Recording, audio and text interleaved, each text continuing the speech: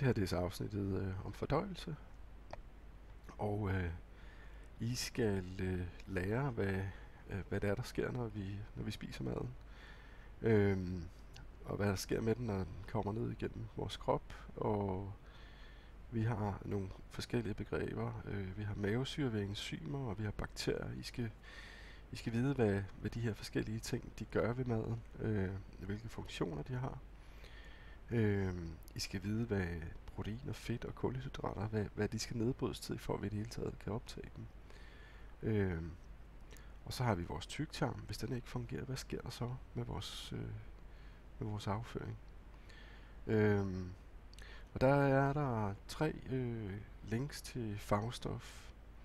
Og der er den, der hedder Fri Viden, en forholdsvis kort video. Og så har vi den fra Bonanza, som er faktisk en temmelig lang video. Og her har vi så Google Drive, der står der simpelthen om de forskellige ting. Den der.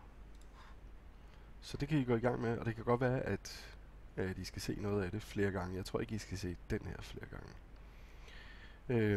Så er der så i aktiviteter, der skal I lave et begrebsspil om fordøjelsen, og det har læreren. Så skal I i fællesskab sammen med den I nu er sat sammen med, eller dem I er sat sammen med, der skal I gennemgå fra hinanden, hvad er det, der sker med maden, når den kommer ned gennem kroppen, og I kan tage udgangspunkt i den tegning, I har her. Og så skal I lige have fundet ud af, hvad er det, der sker, hvis tyktarmen ikke fungerer. Og så skal I forklare for hinanden, hvilke funktioner har enzymer, mavesyre og bakterier i forhold til vores mad. Og til sidst hernede, så har vi sådan en Google formular. Nu klikker jeg lige på den.